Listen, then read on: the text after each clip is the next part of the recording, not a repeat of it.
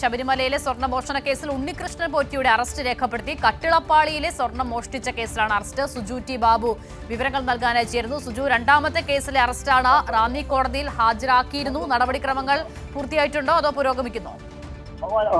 കോടതി നടപടികൾ പുരോഗമിക്കുകയാണ്. അറസ്റ്റ് രേഖപ്പെടുത്തിയ രണ്ടാമത്തെ കേസാണ്. കട്ടിളപ്പാള കേസിൽ മുൻപ് ദ്വാരപാലക്കിലെ ശില്പങ്ങളെ സ്വർണം മോഷ്ടിച്ച കേസാണ് ഉണ്ണികൃഷ്ണൻ പോറ്റിയെ അറസ്റ്റ് രേഖപ്പെടുത്തുകയും 13 ദിവസം പോലീസ് കസ്റ്റഡി വിടുകയും ചെയ്തിരുന്നു. പിന്നീട് ആ കേസിൽ തന്നെയാണ് റിമാൻഡ് തുടരുകയും ചെയ്തിരുന്നത്. എന്നാൽ ഇപ്പോൾ കട്ടിളപ്പാള കേസിൽ അറസ്റ്റ് രേഖപ്പെടുത്തിയിരിക്കുന്നത്. സ്വാഭാവികമായി പോലീസ് അന്വേഷണ സംഘം ഇപ്പോൾ കസ്റ്റഡി ആവശ്യപ്പെട്ട കൂടുതൽ തെളിവെടുപ്പിനും ചോദ്യം ചെയ്യലിനും വേണ്ടിയാണ് കസ്റ്റഡി ആവശ്യപ്പെട്ടിരുന്നത്. കോടതി പരിഗണിക്കുവാണ്. മിക്കവാറും കസ്റ്റഡിയിൽ വിട്ടു നൽകാൻ തന്നെയാണ് സാധ്യത.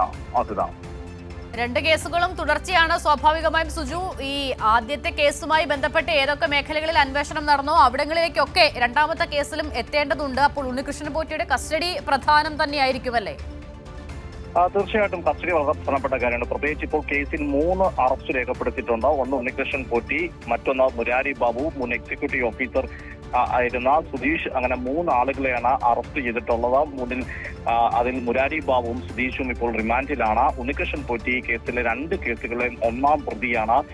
ഈ കേസിലെ മുഖ്യ പ്രതിയും ഉണ്ണികൃഷ്ണൻ പോറ്റി തന്നെയാണ്. ആദ്യ കേസ് അറസ്റ്റ് രേഖപ്പെടുത്തിയ ശേഷം ബാംഗ്ലൂരിലും അതുപോലെ സ്മാർട്ട് ക്രിയേഷൻസിന്റെ ചെന്നൈ ആസ്ഥാനത്തുള്ള എത്തിച്ച് തെളിവെടുപ്പ് നടത്തിയിരുന്നു. ഇനി സന്നിധാനത്തേക്ക് തെളിവെടുപ്പിനായി ഉണ്ണികൃഷ്ണൻ പോറ്റി എത്തിക്കുമോ എന്നത് നിശ്ചയമില്ല. കാരണം ഉണ്ണികൃഷ്ണൻ പോറ്റി പ്രധാനമായും ഈ സന്നിധാനത്ത് ഉള്ള സാന്നിധ്യത്തിനപ്പുറത്തേക്ക് സ്മാർട്ട് ക്രിയേഷൻ ഉൾപ്പെടെയുള്ള സ്ഥലങ്ങളിലെത്തി നടത്തിയ തിരിമറിയും. ശരി സുജു, എന്തായാലും മറ്റു വിശദാംശങ്ങളിലേക്ക് മടങ്ങി വരാം. ഉണ്ണികൃഷ്ണൻ പോറ്റിയുടെ അറസ്റ്റ് രണ്ടാമത്തെ കേസിലാണ് രേഖപ്പെടുത്തിയിട്ടുള്ളത്.